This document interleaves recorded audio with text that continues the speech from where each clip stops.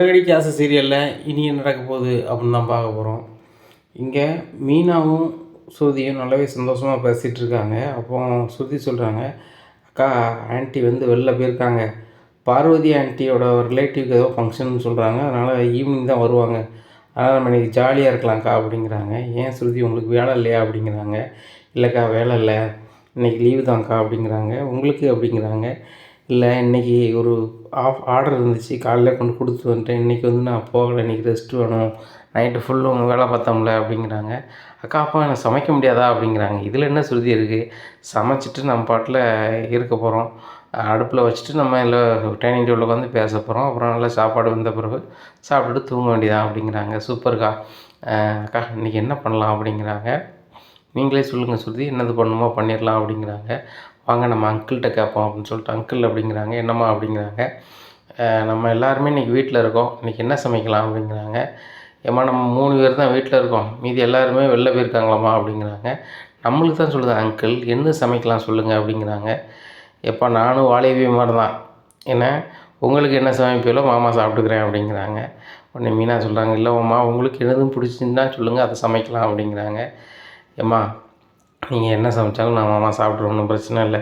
நீ என்ன சமைச்சாலும் கெமிக்கல் போடாமல் தான் நம்ம சமைக்க போகிறேன், கண்டிப்பாக சமைச்சிருவோம்.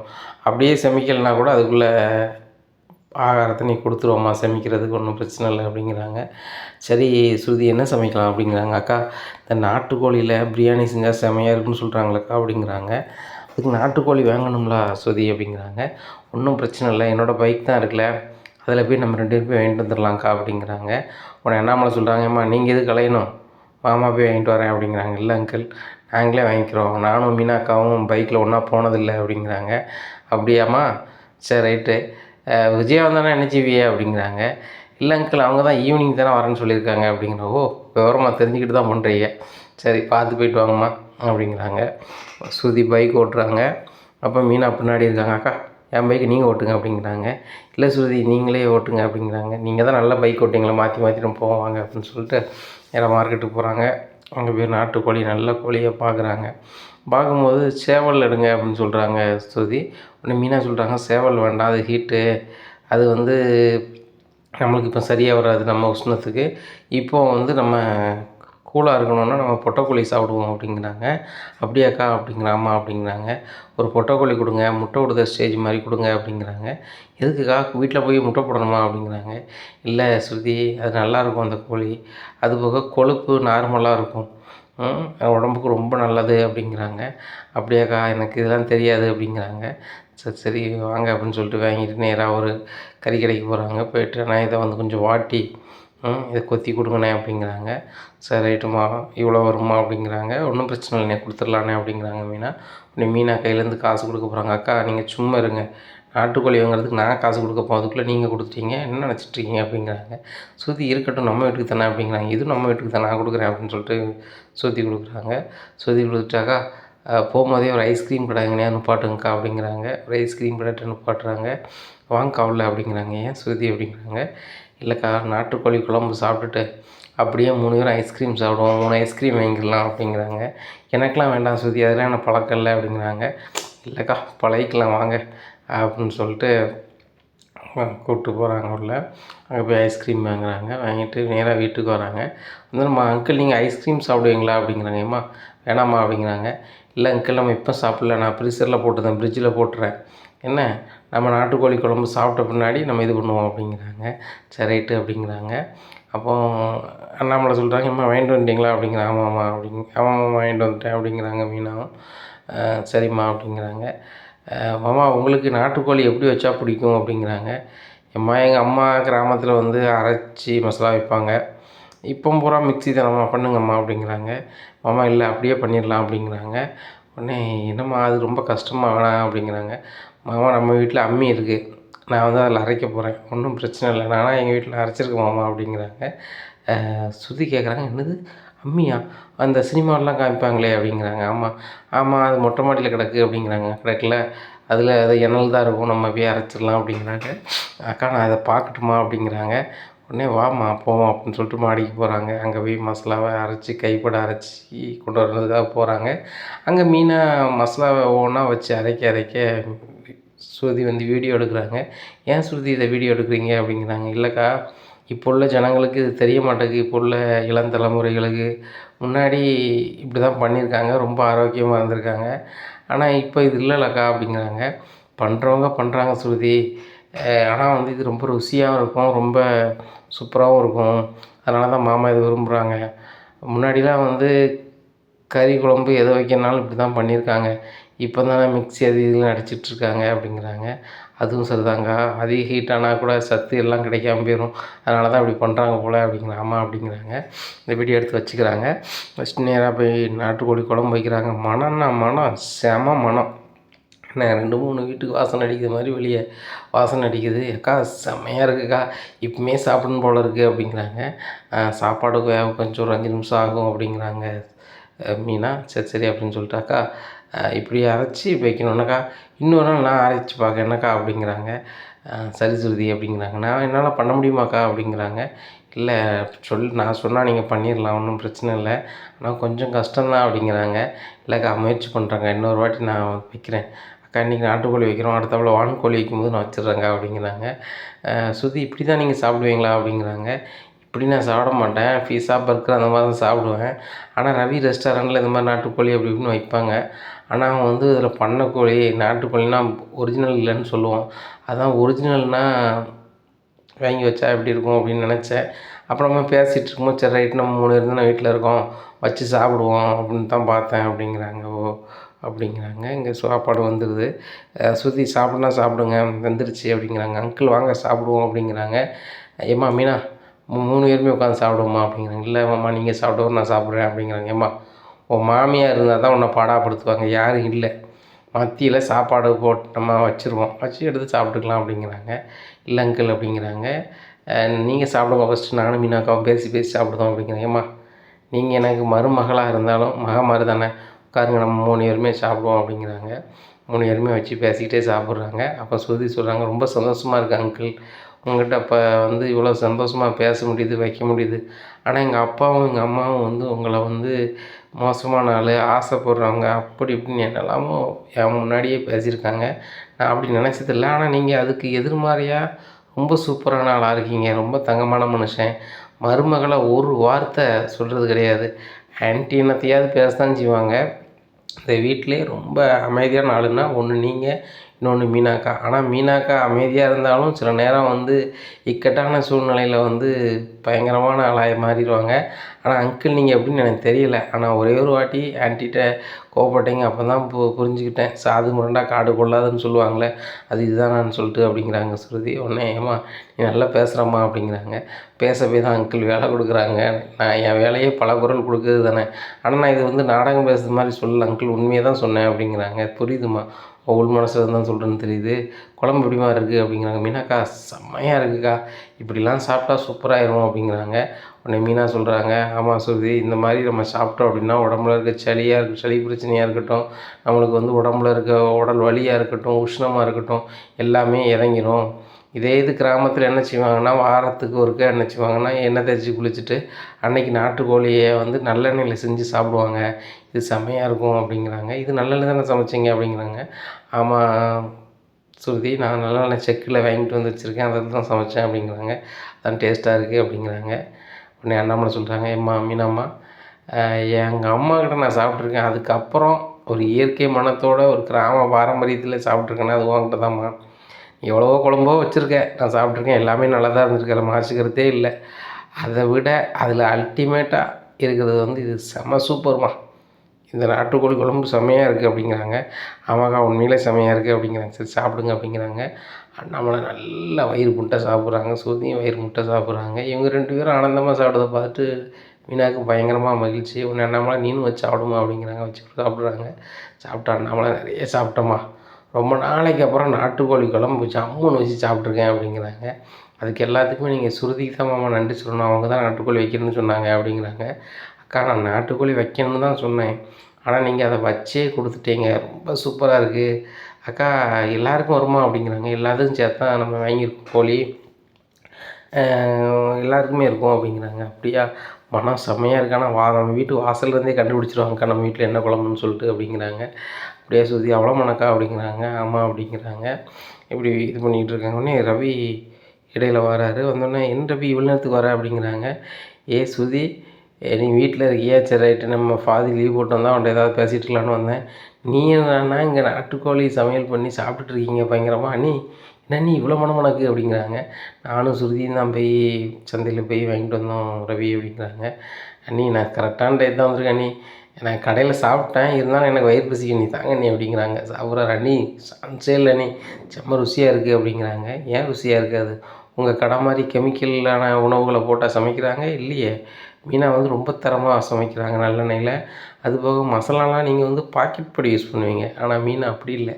அரைச்சி கையை வச்சு அரைச்சி வத்தல்லேருந்து மல்லியிலேருந்து இப்போ பெருஞ்சீரகத்துலேருந்து எல்லாத்தையுமே அரைச்சி அவங்க அருமையாக வச்சுருக்காங்க அப்படிங்கிறாங்க. ரொம்ப சூப்பராக இருக்குது நான் சொல்கிறேன், தப்பாக நினச்சிக்காதீங்க. உங்களுக்கு கண்டிப்பாக கண் படும், இவ்வளோ அருமையாக சமைக்கிறீங்க.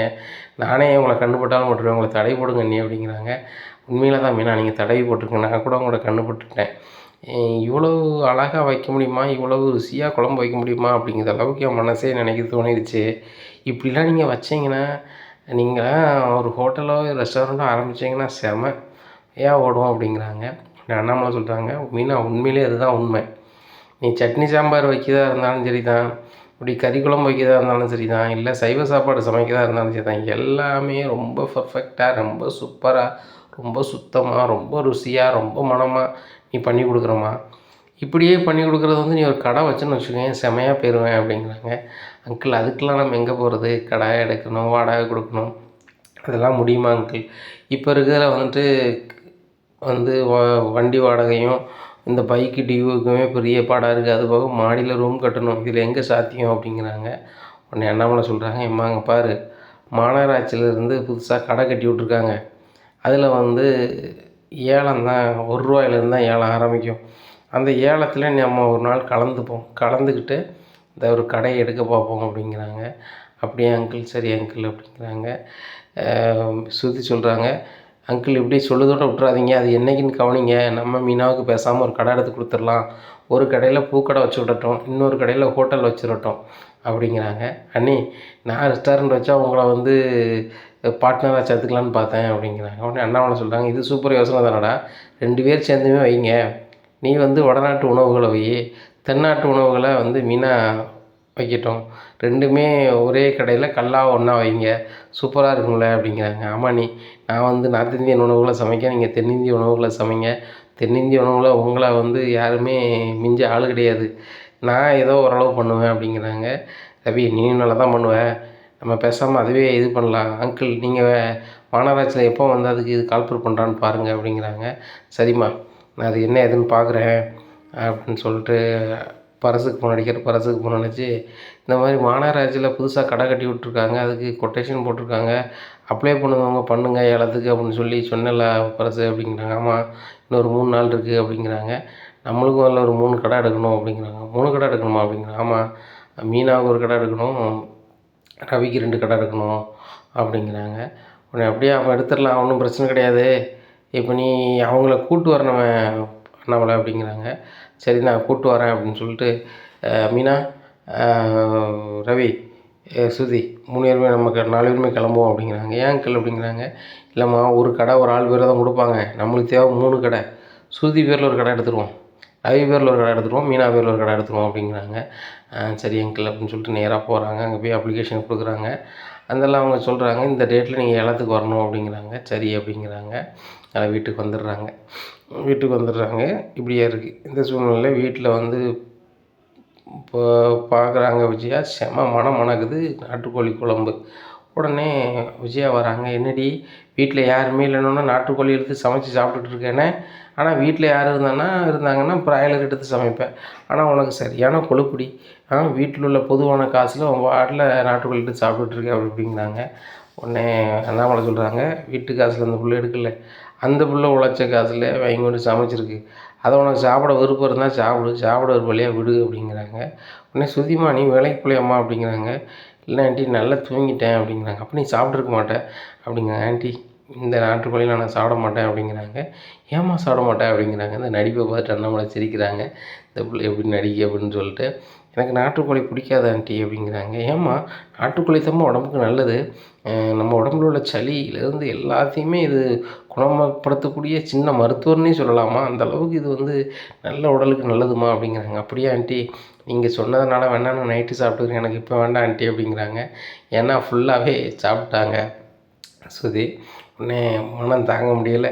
அந்த ஆள் விஜயா எனக்கு கொஞ்சம் சாப்பாடு வை அப்படிங்கிறாங்க. சாப்பாடு வைக்கிறாங்க. ஆமாம் விஜயா, ஃபங்க்ஷன் வீட்டுக்கு போயிட்டு சாயந்தரம் தானே வரேன்னு இப்போ உடனே வந்துட்டு அப்படிங்கிறாங்க. உடனே வரக்கூடாதா, அங்கே சாப்பாடு சரியில்லைங்க அப்படிங்கிறாங்க. என்ன அப்படிங்கிறாங்க. சைவ சாப்பாடு போட்டாங்க, எனக்கு பிடிக்கல அப்படிங்க. ஏன் நீ சைவம் சாப்பிட மாட்டியா அப்படிங்கிறாங்க. ஏங்க இன்றைக்கி இப்போ வந்து சைவம் சாப்பிட்டா அது லாய்க்கப்படாதுங்க, அப்படி தான் சாப்பிடலை அப்படிங்கிறாங்க. ஓ, நாட்டுக்கோழி குழம்பு இருக்குன்னு தெரிஞ்சிச்சு போல் வந்துட்டு போல அப்படிங்கிறாங்க. ஆமாம், அங்கே வரைக்கும் வாசனை அடிக்கி வாசனையே இல்லை அப்படிங்கிறாங்க. ஏன் விஜயா போய் சொல்கிறேன், நானும் வீட்டுக்கு வெளியே போயிட்டு தான் வந்தேன். அங்கே வீட்டு வாசலில் இருக்கும்போதே வாசனை அப்படி வந்துச்சு. சரியா, நான் இதெல்லாம் போய் சொல்லாத, அந்த புள்ள வந்து கைப்பட அரைச்சி வச்சுருக்கு அப்படிங்கிறாங்க. ஏங்க அப்போ நாட்டு மசாலா போடலையா அப்படிங்கிறாங்க. நாட்டுப்புறத்து கணக்கில் தான் அரைச்சி போட்டிருக்கு, இந்த பாக்கெட் பொடி போடலை அப்படிங்கிறாங்க. அப்போ தினம் எப்படி வைக்க வேண்டி தரேன் அப்படிங்கிறாங்க.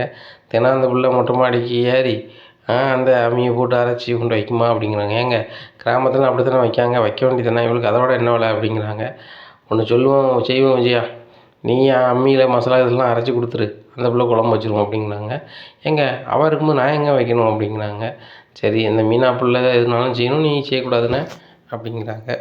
உடனே சாப்பிடும்போது டிஸ்டர்ப் பண்ணாதுங்க அப்படின்னு சொல்லிட்டு நல்லா சாப்பிட்றாங்க. மாமா சாப்பிடட்டும் அப்படிங்கிறாங்க. உடனே சாப்பிட்டு முடிச்சுட்டு, ஏங்க இது செமிச்சிரும்ல அப்படிங்கிறாங்க. நாட்டுக்கோழி ஒன்றுமே செய்யாது, அது சரியான மருத்துவம், அதுவும் சின்ன வெங்காயத்தை வச்சு தான் குழம்பே வச்சுருக்குற அந்த பிள்ளை, நல்லெண்ணெயில் வச்சு எப்படி இருக்குது பார்த்தல அப்படிங்கிறாங்க. ஆமாம் ஆமாம், நானும் எனக்கு என்ன இது வைக்கவே தெரியாது அப்படிங்கிறாங்க. என்னைக்கு விஜயா நீ வந்து நாட்டுக்கோழியை வச்சு நல்லெண்ணெயில் வச்சு சிறு வெங்காயத்தை வச்சு சமைச்ச? ஒன்றும் கிடையாது. ஆனால் வந்து ரொம்ப அருமையாக அந்த பிள்ளை சமைச்சிருக்கு, ஆனால் எந்த குறையும் சொல்லாமல் இருக்க மாட்டேன் அப்படின்ட்டு இருக்கும்போது முத்து வராரு. மனம் செமையாக அழுதப்பா, செமையாக இருக்குப்பா, இது என்ன நாட்டுக்கோழி தானப்பா அப்படிங்கிறாங்க. ஆமாடா அப்படிங்கிறாங்க. பாட்டி வந்துருக்காங்களாப்பா அப்படிங்கிறாங்க. ஏன்டா அப்படிங்கிறாங்க. இல்லைப்பா பாட்டி தான் இப்படி வைப்பாங்க, அம்மியில் மசாலா அரைச்சா மட்டும்தான்ப்பா இப்படி வரும் அப்படிங்கிறாங்க. அம்மியில் தான் மசாலா அரைச்சிருக்கு அப்படிங்கிறாங்க. அப்போ பாட்டி தான் வந்திருக்காங்க. பாட்டி பாட்டி அப்படின்னு சொல்லி, என்னாச்சார் எங்கே இருக்க அப்படி இப்படின்னு தேடி அழைகிறாங்க. டே என்னடா அப்படிங்கிறாங்க. இல்லைப்பா பாட்டியை காணலை அப்படிங்கிறாங்க. பாட்டிலாம் வைக்கலை, வச்சது வீட்டம்மா தான் கை மசாலா தான் வச்சு அரைச்சி வச்சுருக்கு, அதனால் போய் சாப்பிடு அப்படிங்கிறாங்க. மீனா அப்படிங்கிறாங்க. வாங்க அப்படிங்கிறாங்க. அந்த சாப்பாடு வச்சு கொடுக்குறாங்க. மீனா செம்மையாக இருக்குது மீனா அப்படின்னு சொல்லிட்டு, சாறு செம்மையாக இருக்குது, குழம்பு அப்படி இருக்குது இப்படி இருக்குது அப்படின்னு சொல்லி பயங்கரமாக பேசிக்கிட்டு இருக்காங்க. இந்த சூழ்நிலை ரோகிணியும் மனோஜும் வாராங்க. இங்கே பயங்கரமான வாசனையாக இருக்குது, என்ன நாட்டுக்கோழி மாதிரியே இருக்குன்னு சொல்லிட்டு வீட்டில் வாங்கப்பா, இது நாட்டுக்கோழியா அப்படிங்கிறாங்க. ஆமாடா அப்படிங்கிறாங்க. எனக்கு சாப்பாடு அப்படின்னு சொல்கிறாங்க மீனாக்கிட்ட. உடனே மனோஜ் முதல்ல கை கால் கழுவுங்க அப்படிங்கிறாங்க ரோகிணி. இல்லை ரோகிணி, நாட்டுக்கோழி முடிஞ்சிட்டுனா அவ்வளோதான் அப்படிங்கிறாங்க. மனோஜ் அதுக்காக கை கழுவாமல் சாப்பிடுவீங்களா அப்படிங்கிறாங்க. இல்லை ரோகிணி, நாட்டுக்கோழி சாப்பிடலாம், ஒன்றும் பிரச்சனை இல்லை அப்படிங்கிறாங்க. உடனே என்ன மனோஜ் நீங்கள் முதல்ல கை கழுவுங்க அப்படிங்கிறாங்க. வேறு வழியே இல்லாமல் கையை கழுவிட்டு உட்காடுறாங்க. ஏன்னா உனக்கு நாட்டுக்கோழி பிடிக்காதில்ல அப்படிங்க. யார் சொன்னா, நாட்டுக்கோழி எனக்கு ரொம்ப பிடிக்கும் அப்படிங்கிறாங்க. உடனே சரி மீனா வச்சுவிடு அப்படிங்கிறாங்க. வைக்கிறாங்க.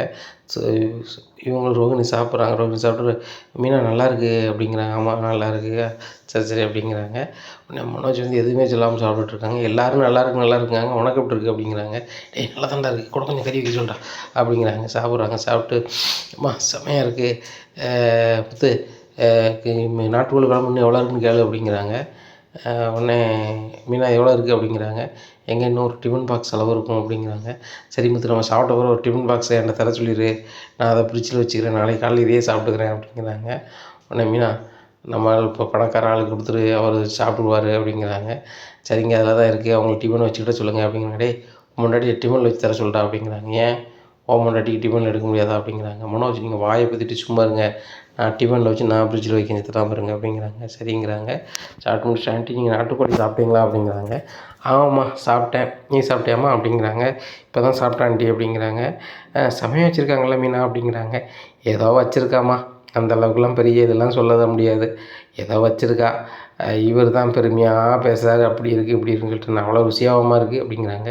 உண்மையிலேயே நல்லா தான் ஆண்டி இருந்துச்சு அப்படிங்கிறாங்க. நல்லா இருந்துச்சா, நான் வச்சு நீ பார்த்தது இல்லையா, செமையாக இருக்கும் அப்படிங்கிறாங்க. ஆண்டி நீங்கள் நாட்டுக்கோழி குழம்பு வச்சுருக்கீங்களா அப்படிங்கிறேன். ஏம்மா நாட்டுக்கோழி குழம்பு வச்சா அவங்க மாமா வந்து அதான் வேணும் வேணும் விரும்பி சாப்பிடுவாரு அப்படிங்கிறாங்க. அப்படியா அப்படின்னு சொல்லிட்டு சந்தேகமாக பார்க்குறாங்க. ஏம்மா சந்தேகமாக பார்க்குறேன், உங்கள் அங்கிளுக்கு வந்து நான் வச்ச நாட்டுக்கோழி குழம்புனா ரொம்ப பிடிக்கும் ஏங்க அப்படிங்கிறாங்க. உடனே நம்மளை என்ன அப்படிங்கிறாங்க.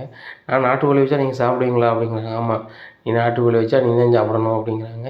என்னங்க எப்படி சொல்லிட்டீங்க, நான் வச்சு தந்ததே இல்லையோ அப்படிங்கிறாங்க. விஜயா, நீ நாட்டுக்கோழி வச்சு எனக்கு தந்த மாதிரி நீ நினைவும் இல்லை அப்படின்னு நான் சாப்பிட்டு ருசியாக சாப்பிட்டு நல்லா இருக்கணும் அப்படின்னு சொன்னதாகவும் நினைவும் இல்லை அப்படிங்கிறாங்க. இதை கேட்ட ரோகிணி சிரிச்சுக்கிட்டே ரொம்ப பார்த்து போகிறாங்க. ஏங்க ரோகிணி முன்னாடி நீ பெருமையாக சொல்லியிருக்கலாம்ல அப்படிங்கிறாங்க. அதுக்காக பொய்யா சொல்ல முடியும், உண்மையிலே நீ நாட்டுக்கோழி குழம்பு வச்சு தந்தது இல்லை, நான் சாப்பிட்டதும் இல்லை, சொன்னதும் இல்லை அப்படிங்கிறாங்க. விஜய் போங்க நீங்கள் அப்படின்னு சொல்லி இருக்கிறாங்க. இப்படி இருக்கும்போது மறுநாள் காலையில் வித்யா வந்து ஸ்கூலில் ஒரு 75,000 ஃபீஸ் வந்து கிறிஸ்துக்கும் கட்டிடலாம், அந்த வீட்டு வாடகைக்கு அட்வான்ஸ் கட்டார் அவருக்கும் 1,00,000 கொடுத்துடலாமே அப்படின்னு சொல்லிட்டு தன்னுடைய ஸ்கூட்டியில் அந்த பணத்தை எடுத்துகிட்டு கிளம்புறாங்க. இந்த மனோஜ் வந்து பணம் கொடுத்த விஷயத்த வந்து அந்த கடையில் உள்ள ஸ்டாஃப் வந்து சொல்லிடுறாங்க. இந்த மாதிரி அவங்க ஒய்ஃப்ட்ட வந்து பணம் கொடுத்தாங்க, அந்த ஒய்ஃப் வந்து இவங்ககிட்ட பணம் கொடுத்தாங்க அப்படின்னு சொல்லி கடைக்கு வெளியே பார்த்துட்டு சொல்லிடுறாங்க. இந்த பிள்ளைகிட்ட தான் பணம் இருக்குது, எப்போ வீட்டை விட்டு வெளில வரான்னு பார்க்கணும் அப்படின்னு சொல்லிட்டு நினைக்கிறாங்க. இவங்க கரெக்டாக வெளியே வரும்போது கிராஸ் பண்ணி வராங்க. டவார்னு ஒரு வண்டி கிராஸ் பண்ண மாதிரி ஆகுது. இங்கே நித்யா வந்து அப்படி ஒரு மாதிரி ஜாம் பண்ணி நிற்கிறாங்க. நிற்கும்போது வித்யாட்ட அந்த பணத்தை எடு அப்படிங்கிறாங்க. எடுக்க முடியாது அப்படிங்கிறாங்க. எடுக்க முடியலன்னா அவ்வளோதான், என்ன செய்யணும்னு தெரியாது அப்படி இப்படின்னு சொல்லிட்டு 2 கொடுக்காங்க. கொடுத்தோடனே தந்துடுறேன் நீ எதுவும் பண்ணிடாதீங்க அப்படின்னு சொல்லிட்டு பணத்தை கொடுத்துட்றாங்க. பணத்தை கொடுத்துட்டு அவர் வாங்கிட்டு நான் தான் எட்டு பவுன் வச்சேன்னு சொன்னேன் அப்படிங்கிறாங்க. நீ தான் யாருன்னே தெரியாத அப்படிங்கிறாங்க. தெரியாதுல்ல, ரைட்டு அப்படின்னு சொல்லிட்டு கிளம்பிடுறாங்க. அவர் ஒரு வளர்ந்த அழுத்த ஆடி மட்டும் வச்சுருக்காருன்னு பார்த்துட்டு விட்டுறாங்க. இந்த சூழ்நிலை ரோகிணிக்கு ஃபோன் அடிக்காங்க. ரோகிணிக்கு ஃபோன் அடிச்சு, ரோகிணி நான் பைக்கில் போய்ட்டு இருந்தேன், ஒரு திருடன் என்னை வந்து நெருக்கடி பண்ணி என்னை வந்து மறித்து நிப்பாட்டி இந்த மாதிரி பணத்தை வாங்கிட்டு போயிட்டான் அப்படிங்கிறாங்க. ஏன்டி நீ லூசாடி, உங்கள்கிட்ட பணம் இருக்குது அவனுக்கு எப்படி தெரியும் அப்படிங்கிறாங்க. எனக்கு எப்படி தெரியும், நான் வீட்டில் இருந்து காலையிலே போய் உன் மகனுக்கு ஃபீஸையும் கட்டிட்டு இந்த வீட்டு வாடகையும் கொடுத்துடலான்ட்டு போனேன். போன கொஞ்ச தூரத்துலேயே கேமரா இல்லாத இடத்துல வந்து என்னை வந்து இடிக்கிற மாதிரி வந்தார். இடிக்கிற மாதிரி இருந்தோன்னா பைக்கில் நிப்பாட்டினா டவார்னு வந்து பணத்தை பிடிங்கிட்டாரு. பிடிங்கிட்டு வந்துட்டு வெளியே சொன்னோன்னு அவ்வளோதான்ட்டு போகிறாரு. ஆனால் வந்து ஹைட்டாக இருக்கிறான், தாடி வச்சுருக்கிறான், ஜீன்ஸ் பேண்ட் போட்டிருக்கான், தங்களை சட்டை போட்டிருக்கான் அப்படிங்கிறாங்க. ஆமாம், நீ சொன்னது அடையாளம் வந்து உலகத்துலேயே அவன் மட்டும்தான் இருக்கான் போகிறான் பாரு. இப்படி இப்போ 1.25 லட்சத்தை அவன் பைக் தேடி இப்போ என்னடி செய்ய போகிறேன், வீட்டுக்கும் பணம் கொடுக்கணும், இப்போ இதுக்கும் ஃபீஸு கட்ட முடியும், என்னடி இப்படி பண்ணிட்டேன் அப்படிங்கிறாங்க. எவ்வளோ கஷ்டப்பட்டு நாடகம் போட்டு இது வாங்கினோம் அப்படிங்கிறாங்க. ரோகிணி நான் மன்னிச்சிருடி, நான் என்னடி செய்ய முடியும், நான் போய் போலீஸில் போய் கம்ப்ளைண்ட் பண்ணட்டா அப்படிங்கிறாங்க. நீ கம்ப்ளைண்ட் பண்ணால் ஆட்டோமேட்டிக்காக என்ன ஆகும், எப்படி பணம் வந்துச்சு எது வந்துச்சுன்னு விசாரிப்பாங்க. மனோஜ் வந்து விசாரிப்பாங்கள்ல, இந்த மாதிரி இந்த பணம் நீங்கள் தான் கொடுத்தீங்களான்னு சொல்லிட்டு.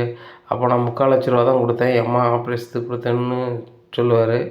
மீதி 1,00,000 எப்படி வந்துச்சுன்னு கேட்பாங்க.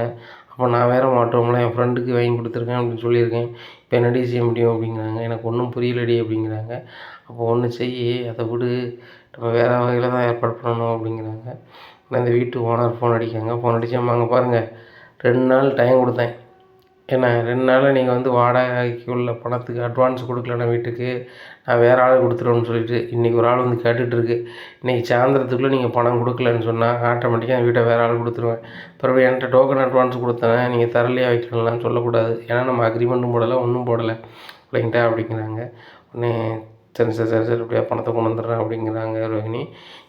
என்னடி எனக்கு அறிவு இல்லை அப்படின்னு சொல்லிட்டு மறுபடியும் வித்தியாவுக்கு ஃபோன் அடிக்கிறேன். என்னடி செய்வேன், நான் வீட்டில் இருந்து பணத்தை எடுத்துகிட்டு போனேன், நான் பணம் கொண்டு போகிறேன்னு அவங்களுக்கு எப்படி தெரியும், என் வேலையெல்லாம் விட்டுட்டு தானே உனக்காக தானே இது பண்ண போனேன், என்னை நம்பலைன்னா என் வீட்டு முன்னாடி ஒரு கேமரா இருக்குடி, அதை வேணால் பாருடி, நான் கிளம்பி போனேன்னா இல்லையான்னு சொல்லிட்டு அப்படிங்கிறாங்க. டேய் உன்னை நான் நம்புகிறேன்டி, 1.25 லட்ச ரூபாய்க்கு நீ ஏமாற்ற போகிற, எவ்வளோ எத்தனை லட்சத்தோ நீ பார்த்தவ, எத்தனை லட்சமாக எனக்கு பெரட்டி தந்திருக்கேன் என் கடத்துக்கலாம், என்ன எனக்கு அது புரியுது, இப்போ எனக்கு வந்துட்டு என்ன செய்யணும்னு தெரியல வைக்கல அப்படிங்கிறாங்க. உடனே மனோஜ்ட்ட இப்போ மறுபடியும் எப்படி வாங்குறது அப்படிங்கிறாங்க. மனோஜ் அக்கௌண்ட்டில் பணம் இருக்கா அப்படிங்கிறாங்க. பணம் இருக்குடி, எப்படி வாங்குறது அப்படிங்கிறாங்க. எப்படியாவது சொல்லி வாங்கு ரோகிணி அப்படிங்கிறாங்க. என்ன செய்ய எனக்கு ஒன்றுமே புரியலையே அப்படி இப்படின்னுட்டுருக்காங்க. சரி ரைட்டு, மனோஜ் இப்படி ஒரு ஐடியா சொன்னாம்லன்னா பார்லரை டெவலப் பண்ணதுக்கு அப்படி அப்படின்னு சொல்லிட்டு மனோஜ் அப்படின்னு சொல்லிட்டு ஃபோன் அடிக்கிறாங்க. என்ன ரோகிணி அப்படிங்கிறாங்க. இந்த மாதிரி எக்மூரில் ஒரு இடம் வந்து வருது, ஒரு கடை வருது, அதில் நான் இன்னொரு பார்லர் வைக்கலான்னு பார்க்குறேன் அப்படிங்கிறாங்க. அப்படியா ரோகிணி, ரொம்ப சந்தோஷம் அப்படிங்கிறாங்க. எனக்கும் சந்தோஷமாக தான் இருக்குது. ஆனால் அதை வச்சா செம்மையா ஓடும் மனோஜ். ஒரு நாளைக்கு 20,000 30,000 கிடைக்கும் அப்படிங்கிறாங்க. அப்படியா ரோகிணி அப்படிங்கிறாங்க. ஆமாம் அப்படிங்கிறாங்க. எனக்கு நுங்கம்பாக்கத்தில் உள்ள பார்லரே ஒரு நாளைக்கு 10 15 ரூபா கிடைக்கி அப்படிங்கிறாங்க. அப்படியா 10 15 ரூபா கிடைக்குன்னா நீ பேங்க்கில் ஒரு அக்கௌண்ட்டில் எஸ்பியில் இல்லவே இல்லைன்னு சொல்கிற அப்படிங்கிறாங்க. என்ன செய்ய மனோஜ், அப்படியே ரொட்டேஷனுக்கு சரியாக இருக்குது. ஆனால் நம்ம இங்கே வச்சோம்னா செமையாயிரும் அப்படிங்கிறாங்க. எங்கே அப்படிங்கிறாங்க. இந்த மாதிரி எக்மோரில் வச்சா செமையாயிரும், வைக்கலான்னு பார்க்குறேன் அப்படிங்கிறாங்க. சரி வை, அதுலேயே லாபம் வருதான்னு பார்க்கலாம் அப்படிங்கிறாங்க. கண்டிப்பாக லாபம் வரும், நமக்கு நிறைய பணம் வரும் மனோஜ் அப்படிங்கிறாங்க. சரி வை அப்படிங்கிறாங்க. மனோஜ் அதை மட்டும் சொன்னால் போதுமா அப்படிங்கிறாங்க. வேறு என்ன செய்யணும் அப்படிங்கிறாங்க. அட்வான்ஸ் கொடுக்கணும்ல கடைக்கு அப்படிங்கிறாங்க. ஓ, அப்போ கடை ஆரம்பிக்கிறதுக்கெலாம் பணம்லாம் வச்சுருக்கியா அப்படிங்கிறாங்க. அதெல்லாம் பார்த்துக்கலாம் மனோஜ் அப்படிங்கிறாங்க. சரி ரைட்டு, அப்படி தான் பார்த்துக்கிட்டு நீனே மேனேஜ் பண்ணிட்டா நல்லது தான் அப்படின்னு சொல்லிட்டு ஃபோனை வச்சிடுறாங்க. என்னையும் ஃபோனை வச்சுட்டான் அப்படின்னு சொல்லிட்டு மறுபடியும் மனோஜ் ஃபோன் அடிக்கிறான். மனோஜ், இப்போ ஒன்றும் புரியலை எனக்கு அப்படிங்க. என்னது ஒன்றும் புரியலை அப்படிங்கிறாங்க. இல்லை அட்வான்ஸ் கொடுக்கணுங்கிறேன், நீனே ஃபோனை வச்சிட்டியா அப்படிங்கிறாங்க. அட்வான்ஸ் கொடு அப்படிங்கிறாங்க. என்கிட்ட அட்வான்ஸுக்கு பணம் இல்லை அப்படிங்கிறாங்க. அப்போ என்ன செய்ய போகிற அப்படிங்கிறாங்க. நீ தான் மனோஜ் தரணும் அப்படிங்கிறாங்க. என்ன ரோகிணி சொல்கிற, வட்டிக்கு கொடுத்தோம், அதை வச்சு வருமானம் வருது, இதை வச்சு என்ன வரப்போகுது அப்படிங்கிறாங்க. மனோஜ், உன் ஒய்ஃபுக்கு நீ வட்டிக்கு தான் கொடுப்பியா அப்படிங்கிறாங்க. இல்லை ரோகிணி, நீ பிஸ்னஸில் வருமானம் வருதுன்னா கூட கொஞ்சம் போட்டால் அதில் வந்துடும். இப்போ நீ புதுசாக திறக்க போகிறாங்க, அதில் வச்சு எப்படி வரும், எப்படி மேனேஜ் பண்ணணும்னு தெரில அப்படிங்கிறாங்க. இல்லை மனோஜ், நம்ம ஆரம்பித்த உடனே நமக்கு லாபத்தில் தான் ஒரு நட்டமே வராது. பார்லரை பொறுத்த மட்டும் செலவு கம்மியான வருமானம் அதிகம் அப்படிங்கிறாங்க. அப்படியே சொல்கிறேன். சரி ரைட்டு, இப்போ அதுக்கு எவ்வளோ தான் வேணும் அப்படிங்கிறாங்க. இப்போ ஒரு 2 லட்ச ரூபா அட்வான்ஸ் கொடுக்கணும். ஒரு 2 லட்ச ரூபா இருக்கா மனோஜ் அப்படிங்கிறாங்க. அது இருக்குது. சரி வா கடைக்கு வா அப்படிங்கிறாங்க. கடைக்கு வராங்க. வந்துட்டு எந்த அக்கௌண்ட் அனுப்பணும் அப்படிங்கிறாங்க. இல்லை மனோஜ், என் அக்கௌண்ட்டுக்கே அனுப்பிடுங்க அப்படிங்கிறாங்க. ஏன் அவங்ககிட்ட அட்வான்ஸ் போடல, அவங்களுக்கே அனுப்பிடுவோம் அப்படிங்கிறாங்க. இல்லை மனோஜ், என் அக்கௌண்ட்லேருந்து அனுப்புனா தான் என்கிட்ட ஒரு ஆதாரம் இருக்கும் அப்படிங்க. ஓ, அப்படி சொல்கிறியோ. அது போக அக்ரிமெண்ட் போடுவீங்களா, அந்த அக்ரிமெண்ட் காப்பி கொண்டு இங்கே கொடுத்துரு. எவ்வளோ நாளில் பார்லர் வைக்க போகிற அப்படிங்கிறாங்க. மனோஜ், 1 மாதத்தில் வச்சிடலான்னு பார்க்குறேன் அப்படிங்கிறாங்க. 1 மாதத்துலையா, சரி சரி, அந்த பார்லர் வைக்க 10 லட்ச ரூபா ஆச்சுன்னா இதுக்கும் 10 லட்ச ரூபா ஆகும்ல, 10 லட்ச ரூபா வச்சுருக்கல அப்படிங்கிறாங்க. 10 லட்ச ரூபா இருக்குது மனோஜ், இன்றைக்கி நிலைமையில் இந்த 2 லட்சம் பெரிய விஷயம், அதை நான் ரெடி பண்ணிடுவேன் அப்படிங்கிறாங்க. சரி ரோகிணி, உன் அக்கௌண்ட் நம்பருக்கு அனுப்பிட்டேன் பாரு அப்படிங்கிறாங்க. அனுப்பிடுறாங்க. இந்த சூழ்நிலையில் ரோகிணி சொல்லுது, தப்பாக நினச்சிக்காத, கட்டின பொண்டாட்டிகிட்டே வட்டி கேட்க நினைக்காத. நீ தனியாக பார்லர் வைக்க, அந்த வருமானத்தை என்ன செய்த எது செய்ய எனக்கு தெரியல. ஆனால் இதுக்கு நீ 3 6 விஷா என்ன 6,000 ரூபாயை நீ இந்த 2 லட்ச ரூபாய்க்கு மாதம் கொடுத்துரு. நீ கடை வைக்கிறதுக்கு ஒரு வட்டிக்கு வந்த மாதிரி நினச்சிக்கோ அப்படிங்கிறாங்க. மனோஜ், எனக்கே வட்டிக்கா அப்படிங்கிறாங்க. இல்லை ரோகிணி, நம்மளுக்கு தானே அந்த பணமும், எதுக்கு சொல்கிறேன்னா அப்போ தான் வந்து உனக்கு ஒரு அக்கறை வரும் அப்படிங்கிறது தான் அப்படிங்கிறாங்க. சரி மனோஜ் அப்படின்ட்டு பணத்தை வாங்கிட்டு வெளில வராங்க. ஏய் வித்தியா, எங்கடி இருக்கு அப்படிங்கிறாங்க. என்ன சின்னே தெரியலடி, எந்த இடத்துல பணத்தை பறி கொடுத்தனோ அந்த இடத்துலையே நிற்க அப்படிங்கிறாங்க. அதை விடு அப்படிங்கிறாங்க. என்னடி 1,4 லட்ச ரூபா காணாமல் போயிருக்கு, அதை பற்றி உனக்கு வருத்தம் இல்லையா அப்படிங்கிறாங்க. வருத்தம் இருக்க தான் செய்யுது. அதுக்காக வந்து அந்த வீட்டுக்கு அட்வான்ஸ் கொடுக்காமல் இருக்க முடியுமா, ஸ்கூல் ஃபீஸ் கட்டாமல் இருக்க முடியுமா, எல்லாம் கட்டி தானே ஆகணும். எங்கே இருக்குன்னு சொல்லி நான் வரேன் அப்படிங்கிறாங்க. இந்த இடத்துல இருக்கேன் அப்படிங்கிறாங்க. சரி ஒரு ஆட்டோவில் வரேன்னு சொல்லிட்டு ஆட்டோவில் போகிறாங்க. வா ஸ்கூல் ஃபீஸ் கட்டிடலாம் அப்படிங்கிறாங்க. பணம் எதிரி அப்படிங்கிறாங்க. மனோஜ்ட்டு அடுத்தாப்புல ஒரு பொய் சொல்லி வாங்கியிருக்கேன் அப்படிங்கிறாங்க. என்ன பொய் சொன்னேன் அப்படிங்கிறாங்க. எக்மோரில் ஒரு இடம் வருது, அதில் புதுசாக ஒரு பார்லர் ஒன்று ஓப்பன் பண்ணிடலாம், அதில் ஓப்பன் பண்ணால் நிறைய வருமானம் வரும் அப்படி இப்படின்னு சொன்னோன்னே மனோஜும் அதுக்கு அப்படியா வருமானம் வருமா அப்படின்னு சொல்லிட்டு ஓகேன்ட்டார். அதில் வாங்கிட்டு வந்திருக்கேன். எனக்கே வந்து 3 பைசா வட்டி தான் வந்திருக்காரு அப்படிங்கிறாங்க. என்னடி உன் புருஷன் எப்படி இருக்காரு, வட்டின்னு தான் கொடுப்பாரா அப்படிங்கிறாங்க. இல்லை நீ புதுசாக தான் தொழில் பண்ணுற, அப்போ நான் தந்திருக்கேன்னா உனக்கு ஒரு நினைவு இருக்கணும்ல, அதுக்கு தான் அப்படி சொல்கிறேன், அந்த பணம் வந்து நமக்கு நல்லது தானே அப்படிங்கிறாரு அப்படிங்கிறாங்க. இல்லை இல்லை, அவர் தொழிலில் கரெக்டாக இருக்கார், தொழிலில் கரெக்டாக தான் எனக்கு தானே நல்லது அப்படிங்கிறாங்க. சரி என்னமோ பண்ணு அப்படிங்கிறாங்க. நேராகவே ஸ்கூலில் போய் ஒரு 75,000 ஃபீஸ் கட்டுறாங்க. இந்த சூழ்நிலையில் நேராக அந்த ஓனர் வீட்டுக்கு போகிறாங்க. ஓனர் வீட்டில் இல்லை. அப்போ வந்து அவங்க பொண்ணு இருக்குது. அப்போ அவங்க பொண்ணு வந்து அவங்க அப்பாவுக்கு ஃபோன் பண்ணி சொல்கிறாங்க, இப்போ அந்த மாதிரி இந்த வீட்டு அட்வான்ஸ் கொடுக்க வந்திருக்காங்க அப்படிங்கிறாங்க. அப்படியா, சரி வெயிட் பண்ண சொல்லுங்க, வந்துட்டுருக்குன்னு சொல்லு அப்படிங்கிறாங்க. வெயிட் பண்ணுவீங்களா, எங்கள் அப்பா வராங்களா அப்படிங்கிறாங்க. சரி ரைட்டு அப்படிங்கிறாங்க. அதனால் இவங்க வெயிட் பண்ணிகிட்டு இருக்கும்போது வராங்க. வந்தோடனே நம்ம ரொம்ப நேரம் வெயிட் பண்ண வச்சிட்டோனா அப்படிங்கிறாமா அப்படிங்கிறாங்க. சரிம்மா ஒரு பேப்பரில் எழுதி தரேன், அந்த அக்ரிமெண்ட்டை மட்டும் கொஞ்சம் டைப் அடிச்சுட்டு வந்துடுங்க, நம்ம கையெழுத்து போட்டுடலாம். இந்த வாடகை வந்து 1 வருஷத்துக்கு தான் இந்த வாடகை, அதுக்கப்புறம் 5,000 கூட்டுவோம்மா 1 வருஷம் கழிச்சுனா அப்படிங்கிறாங்க. என்ன சார் எல்லோரும் 1,000 500 கூட்டுவாங்க, நீங்கள் 5,000 கூட்டுறீங்க அப்படிங்கிறாங்க. ஏம்மா இங்கே பாரு, இந்த வீடு ரொம்ப புது வீடு, ரொம்ப சூப்பராக கட்டியிருக்கேன், இந்த வீடுக்கு ஏகப்பட்ட கிராய்க்கு நிறைய பேர் கேட்காங்க. ஆனாலும் உங்களுக்கு தாரேன் என்ன, 1 வருஷம் கழிச்சு நான் 5000 கூப்பிடுவேன். அது சம்மதம்னா இப்போ 20,000 இப்போ அட்வான்ஸ் 20,000 வாடகைன்னு பேசி ரூ. 1,00,000 அட்வான்ஸ் வாங்கிக்கிறேன். இல்லைனா நீங்கள் வேறு இடம் பாருங்கள் அப்படிங்கிறாங்க. எனக்கு வழியே தெரியல. சரிங்க நான் ஏற்றுக்கிறேன் அப்படின்னு சொல்கிறாங்க. என்ன ரோகிணி அவர் சொல்லதுக்கு பூரா நீ தலையை ஆட்டிக்கிட்டு இருக்க அப்படிங்கிறாங்க. வேறு என்னடி செய்கிறது சும்மாரு அப்படின்னு சொல்லிட்டு, சரிங்க ஒன்றும் பிரச்சனை இல்லை அப்படின்னு சொல்லிட்டு பேர் அக்ரிமெண்ட் டைப் அடிக்க போகிறாங்க. ஏண்டி 25,000 நான் மாதம் வாடகை உங்களுக்கு கொடுக்க முடியுமா அப்படிங்கிறாங்க. 1 வருஷத்துக்கு 20,000 தான். 1 வருஷத்தை தாண்டினா தானே 25,000 அப்படிங்கிறாங்க. ஏய் 1 வருஷம் தான் டப்புன்னு வந்துருமாடி அப்படிங்கிறாங்க. அதுக்குள்ளே மனோஜ்லாம் பெரிய கோடீஸ்வரன் ஆயிடுவான். கிட்டத்தட்ட நாங்கள் 2 பேருமே ஒரே வீட்டில் இதே வீட்டில் இருந்தாலும் இருந்துருவோம் அப்படிங்கிறாங்க.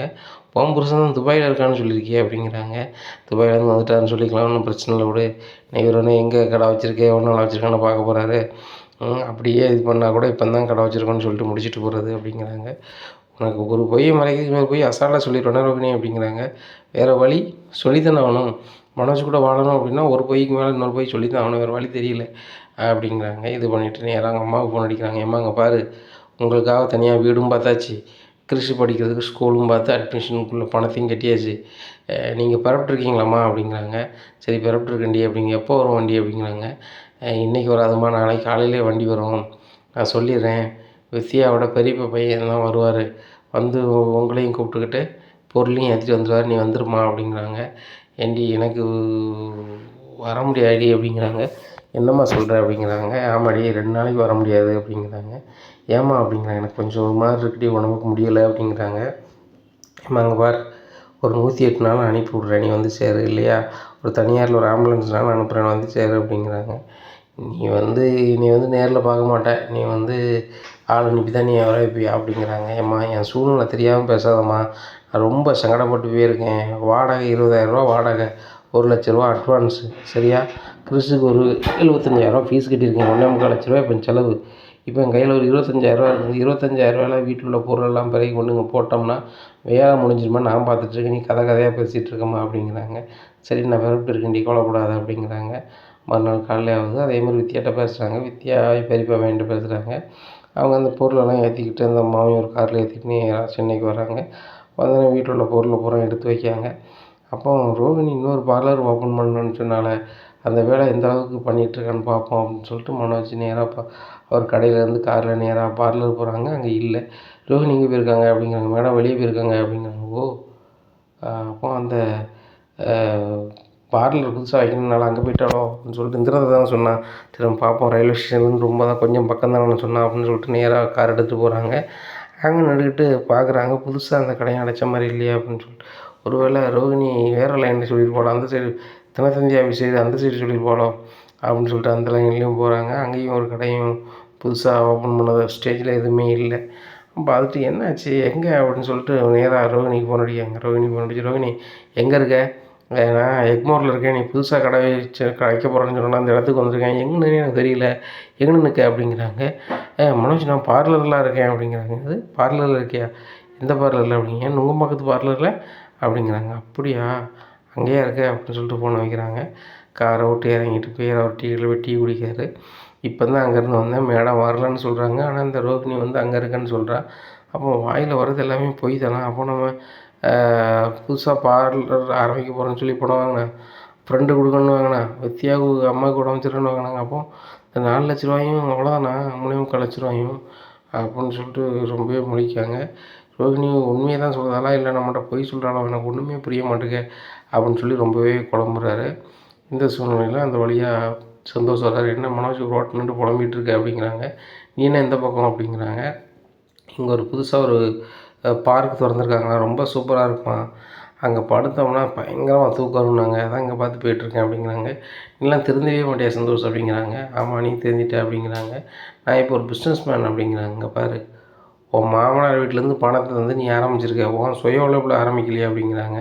எப்படினாலும் ஆரம்பிக்கணும்ல அப்படிங்கிறாங்க. உன்னைய மாதிரிலாம் நான் பண்ணணுன்னா என்றைக்கே பண்ணியிருப்பேன். என் வீட்டம்மா அரசு ஊழியராக இருக்காங்க, பெரிய ஆஃபீஸராக இருக்காங்க, டவார் எனக்கு ஒரு 10 லட்ச ரூபா தவணை தொழில் பண்ணுதுன்னு நான் சொல்லியிருப்பேன். ஆனால் நான் வந்து அப்படி கிடையாது சரியா. ஒரு வேலைக்கு போகிறேன்னு சொல்லிட்டு நான் பார்க்கில் சுற்றிட்டுருக்கேன். என் பொண்டாட்டி வீட்டிலேருந்து நான்லாம் எதிர்பார்க்க மாட்டேன். என்கிட்ட கொஞ்சம் காசு இருக்குது, அதை ரொட்டேஷன் பண்ணி வட்டி கட்டி கொடுத்துக்கிட்டு வாங்கிட்டு இது பண்ணிகிட்டு இருக்கேன் அப்படிங்கிறாங்க. உடனே சந்தோஷ்கிட்ட சொல்கிறாரு மனோஜ், நான் என்ன சாதாரணமாக நினச்சிட்டு இருக்கியா, நானும் வட்டிக்கு தான் கொடுத்துட்ருக்கேன் அப்படிங்கிறாங்க. இப்படி சொல்லிக்கிட்டு இருக்கும்போதே கிரெடிட் கார்டு லோன் எடுத்தவங்க ஃபோன் அடிக்கிறாங்க. என்ன மனோஜ், கிரெடிட் கார்டுக்கு லோன் எடுத்தீங்க, இன்னும் கட்டலாம் வைக்கல, இது நல்ல பழக்கம் இல்லை.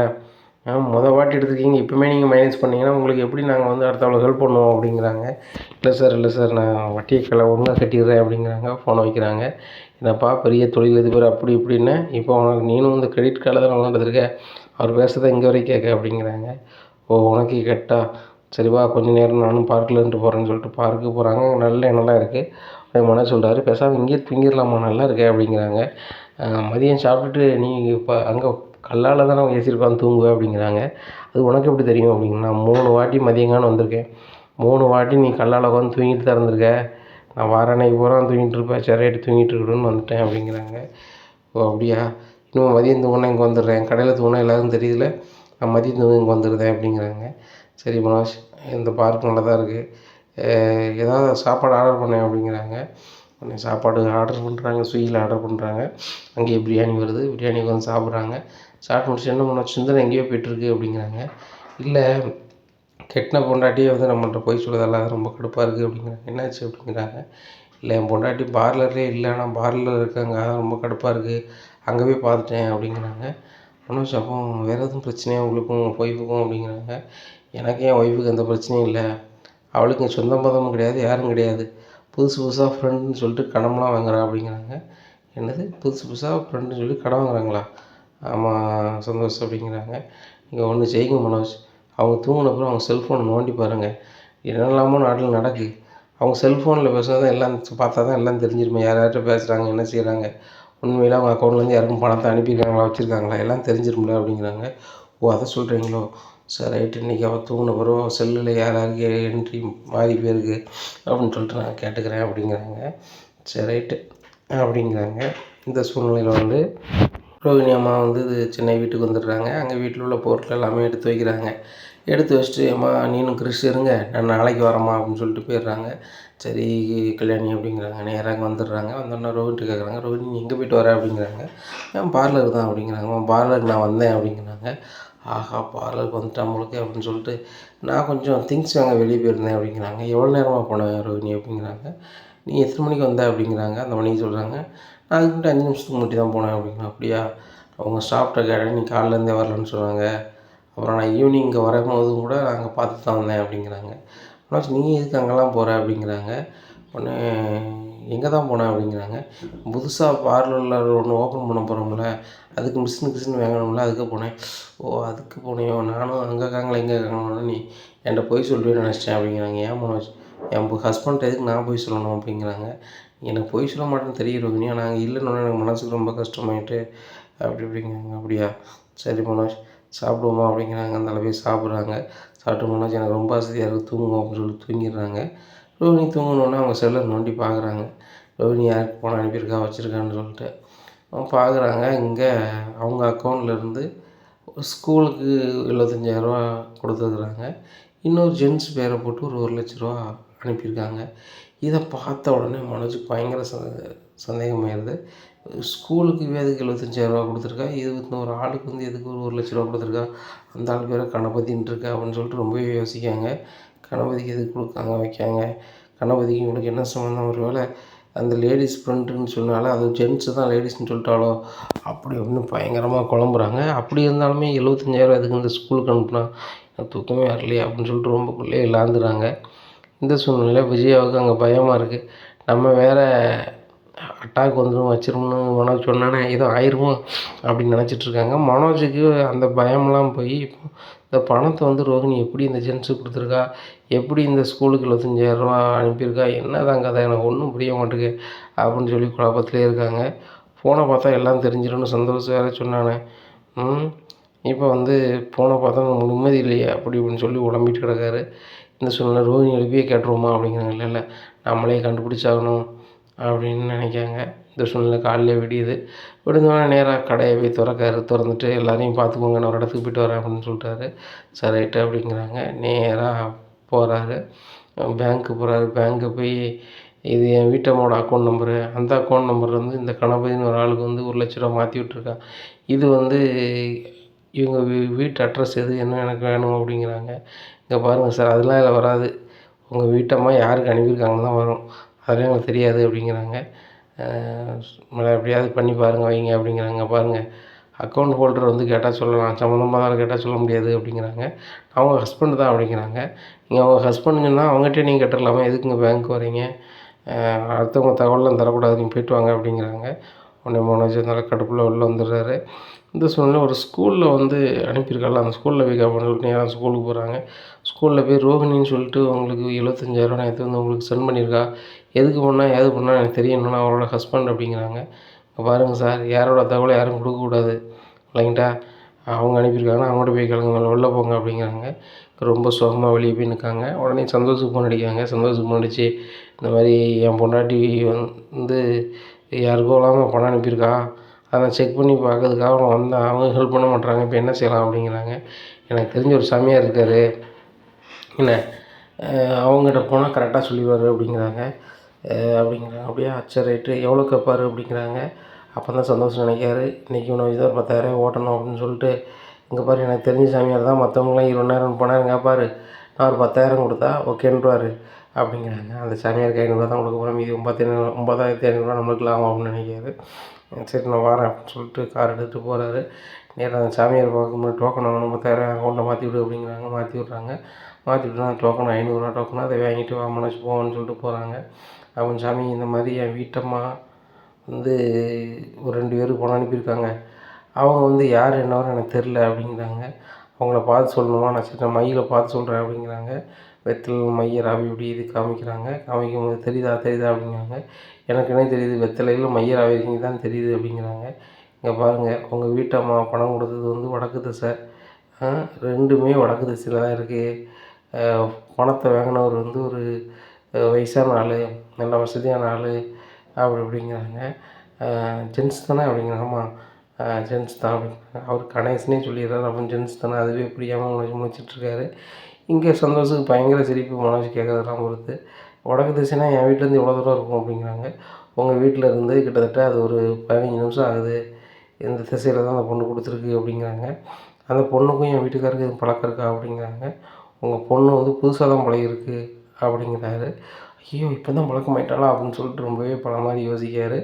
இங்கே அவர் சொல்கிறது வந்து இப்போ தான் பணம் கொடுத்துருக்காங்க, சமீபத்தில் தான் அப்படின்னு சொல்லி முடிச்சுக்கிறாரு. பார்த்தியா மனோஜ், எவ்வளோ சாமியார் எந்த அளவுக்கு சொல்லிட்டாரு பார்த்தியா அப்படிங்கிறாங்க.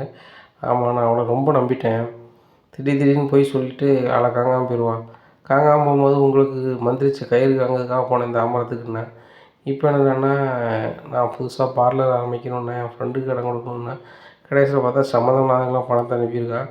என்ன தான் நடக்கும்போது தெரில. அவகிட்ட கிட்டத்தட்ட 5 லட்ச ரூபா வரைக்கும் நான் வட்டிக்கே கொடுத்துட்டேன். எப்படி இந்த பணத்தை கேட்குறது, என்ன செய்யலான்னு எப்படி கண்டுபிடிக்கிறது, ஒன்றும் புரிய மாட்டேங்க அப்படின்னு சொல்லி முழிச்சிட்ருக்காங்க. இது சந்தோஷம் சொல்கிறாரு, சாமியார் தான் சொல்லிட்டாரு இந்த திசையில் எவ்வளோ தூரத்தில் இருக்காங்கன்னு சொல்லிட்டு, நம்ம பையன் விசாரிச்சிட முடியாதா மனோஜ் அப்படிங்கிறாங்க. இந்த சிட்டிக்குள்ளே போய் எப்படி விசாரிக்க முடியும் அப்படிங்கிறாங்க. அது வேறு சொல்கிறியோ, சரி பார்க்கலாம் அப்படிங்கிறாங்க. அப்போ இந்த 10,000 நட்டம் சந்தோஷம் அப்படிங்கிறாங்க. சாமியார் கிட்டத்தட்ட கரெக்டாக தானே சொன்னார், இந்த திசையில் எவ்வளோ தூரத்தில் இருக்காங்கன்னு சொல்லிட்டாங்க அப்படிங்கிறாங்க. நீ துல்லியமாக சொல்லுவாங்கன்னு பார்த்தேன் அப்படிங்கிறாங்க. ஆமாம், இவர் நினச்சி வச்சுருக்காரு, அங்கேருந்து பார்க்குறது சொல்லுவார், என்னடா நீ நம்ம தான் இது பண்ணணும் அப்படிங்கிறாங்க. சரி நான் கிளம்புறான்னு சொல்லிட்டு மனோஜ் போகிறாரு. இந்த சூழ்நிலை எப்பா 9,500 ஆகும் அப்படின்னு சொல்லிட்டு சந்தோஷம் நேராக வீட்டுக்கு போகிறாரு. எவ்வளோ வேலை பார்த்த சம்பளம் அப்படின்னு சொல்லிட்டு 9,500 கொடுக்காங்க. ஏங்க நீங்கள் இப்போது நேற்று தாங்க சம்பளம்னு சொல்லி கொடுத்தீங்க அப்படிங்கிறாங்க. இங்கே பாருமா, நேற்று ஏடிஎம் எடுத்து கொடுத்தேன், இன்றைக்கி ஏடிஎம் எடுத்து தந்திருக்கேன் வச்சுக்கோ அப்படிங்கிறாங்க. சந்தோஷம் அவங்க ஒய்ஃப்ட்ட. உடனே அவங்க சொல்கிறாங்க, ஏங்க நீங்கள் வேலைக்கு போன களைப்பே தெரில, ஆனால் வந்து ஈஸியான வேலை பார்ப்பீங்கன்னு நினைக்கிறேன் அப்படிங்கிறாங்க. ஆமாம், ஈஸியான வேலை தான் அப்படின்னு சொல்லிட்டு மனசுக்கு நினைக்கிறேன். நம்ம பார்க்கில் தூங்குற வேலையை தானே பார்க்கோம், அது போக மனசு ஆட்டை போட்டு கொண்டு கொடுத்துருக்கோம், அவ்வளோதான் அப்படின்னு நினச்சிக்கிட்டு சிரிச்சுக்கிறாங்க அவங்களே. இங்கே செல்வம் வந்து அவங்க அப்பா பிறந்தனால கோயிலில் ரொம்ப சிம்பிளாகவே பண்ணுறாங்க. அங்கே வரக்கூடியவர்களுக்கு வந்து சாப்பாடும் போடுறாங்க. அங்கே முத்து மீனாவும் கலந்துக்கிறாங்க. உடனே எல்லாருமே ரொம்ப சந்தோஷமாக வாழ்த்திட்டு போகிறாங்க. அப்போது செல்வத்தோட அப்பா சொல்கிறாரு, இவ்வளோ சிம்பிளாக பண்ணதில் எனக்கு ரொம்ப சந்தோஷம். எங்கள் அண்ணனுடைய 60ஆவது பிறந்தநாள தாட்பூர் தஞ்சாவூர்னு கொண்டாடினாங்க, அதில் எந்த இதுவுமே இல்லை. இது நம்மளுக்கு வந்து மனநிறைவாகவும் இருக்குது, அதே போல் வந்து செலவும் கம்மியாக இருக்குது. என் பையன் மாதிரி கடனாகவும் இருக்காங்க, எனக்கு அதுவும் சந்தோஷம் தான் அப்படி இப்படின்னுட்டு இருக்காங்க. உடனே முத்து அப்போ தான் நினைக்காரு, ஓ பையங்க கடனாகக்கூடாதுன்னு நினைக்கிறது தானே அப்பாவோட இது, என்ன அவங்களும் சந்தோஷம் தான் படுதாங்கன்னு சொல்லிட்டு, டேய் செல்வம் சரியான முடிவு எடுத்துருக்கடா, நான் கூட உங்கள் பெரியப்பமார் வந்து பெரியப்பாவோட 60ஆம் கல்யாணத்துக்கு உங்கள் பெரியப்பா மக்கள் வந்து நான் பயங்கரமாக பண்ணாங்க. அதுக்கு நீனும் பண்ணணும்னு சொல்லும்போது எனக்கு சரி ரைட் பண்ணணும்னு தானே தோணுச்சு. ஆனால் இவ்வளோ சிம்பிளாக கடன் இல்லாமல் நீ பண்ணணும்னு நினச்சி கூட பார்க்கல அப்படிங்கிறாங்க. ரொம்ப நல்லாயிருக்கு அப்படிங்கிறாங்க. இந்த ஐடியா சொன்னது மீனா சிஸ்டர் தான் அப்படிங்கிறது. மீனா சிஸ்டர் அப்படிங்கிறாங்க. ஆமாடா, நீ வந்து என்கிட்ட பணம் தரும்போது அதுக்கு முன்னுக்கூட்டி மீனா வந்து என்னை சந்தித்து பேசினாங்க. அண்ணன் ஃபங்க்ஷன் நடத்துனது சிறப்பு தான், படத்தை நடத்தணும்னு நினைக்கிறது எனக்கும் ஆசை தான். ஆனால் வந்து அனாவசிய செலவு பண்ணி நம்ம அதை சரி பண்ண முடியாதுண்ணே.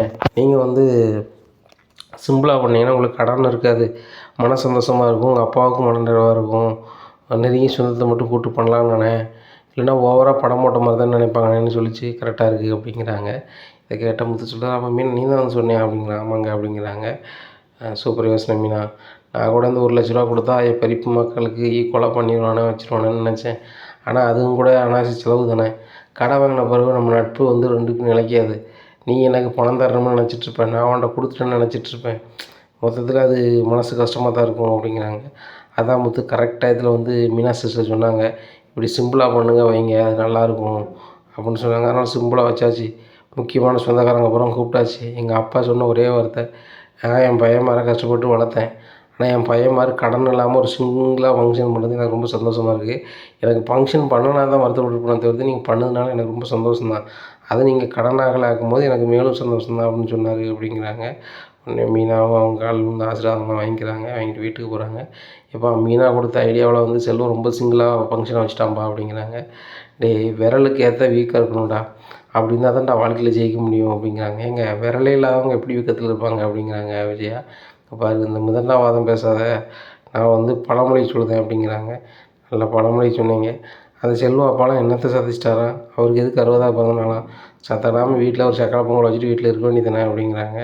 இங்கே பாரு விஜயா, அவங்க அப்பாவுக்கு அவங்க 60ஆவது பிறந்தநாள் அவங்க பையங்க மாதிரி கொண்டாடுறாங்க, அது அவங்க சௌரியம்.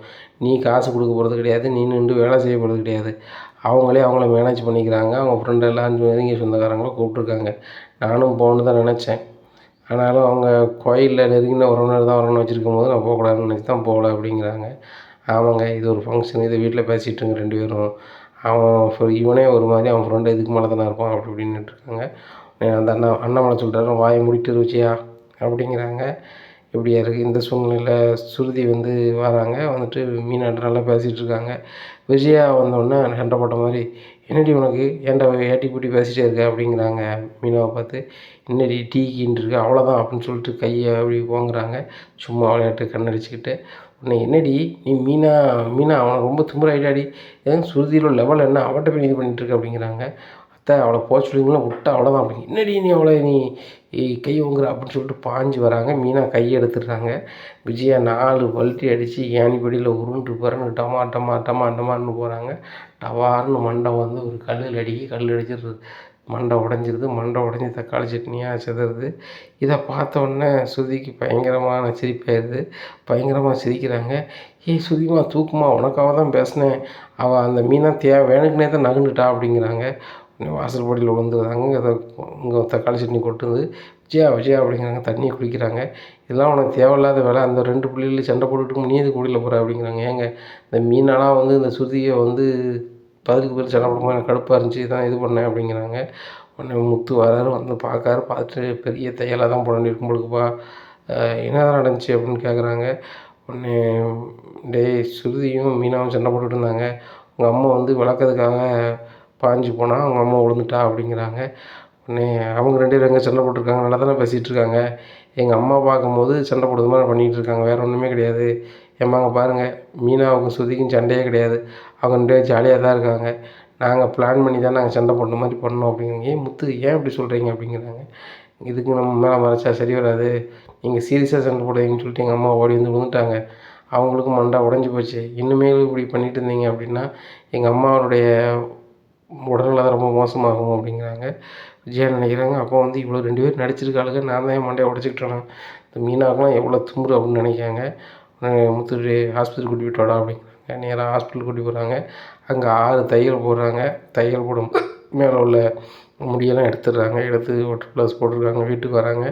ஆண்டி சாரி ஆண்டி அப்படிங்கிறாங்க சுருதி. நீ அம்மா சாரி சொல்கிறேன், நான் தான் முட்டாளாக இருந்திருக்கேன், நீங்கள் 2 பேரும் சண்டையே போடாமல் நடிச்சுக்கிட்டு இருந்திருக்கீங்க முன்னாடி. இது தெரியாமல் நீங்கள் 2 பேரும் சண்டைலாம் போடுறீங்க. அது போக ஒன்றும் இல்லை அவள் கை நீட்ட வரா அப்படின்னு சொல்லிட்டு நான் ஓடி வந்தேன். நான் விழுந்து மண்டையை உடச்சிக்கிட்டு இருக்கேன். உங்களுக்கு நம்ம மாமியார் கீழே விழுந்தா வந்து நீங்கள் சந்தோஷமாக சிரிக்கிறீங்க, அதை கிண்டல் பண்ணுறீங்க. ஏன் இப்படி கெட்டு போட்டிருக்கிறது கூட ஒரு ஃபோட்டோவோ வீடியோ எடுத்து உங்கள் செல்லில் ஸ்டேட்டஸாக வைங்க, இது நிறைய பேர் பார்ப்பாங்க. மாமியார் வந்து பண்ண காமெடின்னு சொல்லிட்டு அப்படிங்கிறாங்க. ஆண்டி சாரி ஆண்டி அப்படிங்கிறாங்க. இங்கே பாருமா சொல்கிறத கேட்டுக்கா, மீனா லெவல் வந்து லோக்கல், அவகிட்டலாம் நீ பேசுகிறன்னா நல்லாவே இருக்காது.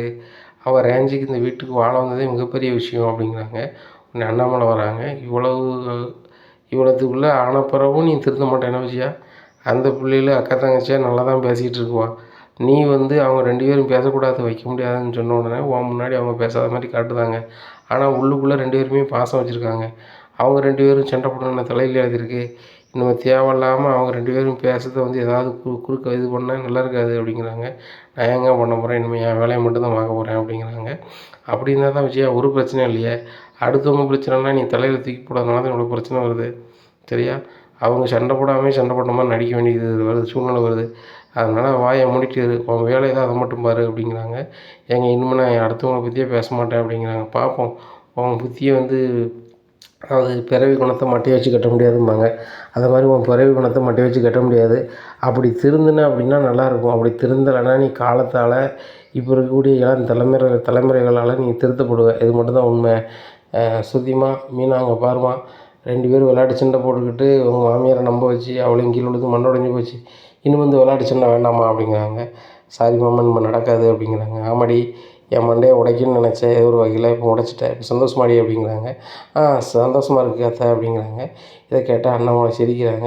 என்னடி இப்படி பேசுகிற அப்படிங்கிறாங்க. பரவாயில்ல எப்படி தான் பேச முடியும், நாங்கள் 2 பேரும் விளையாட்டு சண்டை போட்டோம்னா நீங்கள் அதை நம்பிட்டு உங்கள் வேலையை பார்ப்போன்னு பார்த்தோம்.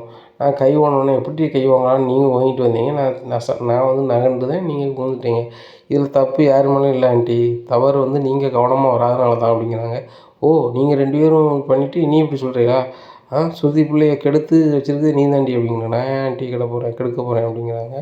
இல்லை அவன் அவன்கிட்ட நல்லா பேசுவானா, பணமும் நகையும் வாங்கிக்கலாம் அப்படிங்கிறதானே அவன்கிட்ட பழகுற, ஆனால் அந்த சுருதிக்கு அது தெரியவே இல்லை அப்படிங்கிறாங்க. உடனே சுருதி சொல்கிறாங்க, உங்கள் புத்திலாம் வந்து மீனா கிடையாது ஆண்டி அப்படிங்கிறாங்க. இதை கேட்ட விஜயா ரொம்பவே ஷாக் ஆகுறாங்க. இனி என்ன நடக்கும் அப்படிங்கிறத பொறுத்து வந்து பார்க்கலாம். நம்ம சேனல் நீங்கள் மறக்காமல் லைக் அண்ட் சப்ஸ்கிரைப் பண்ணுங்கள். நன்றி, வணக்கம்.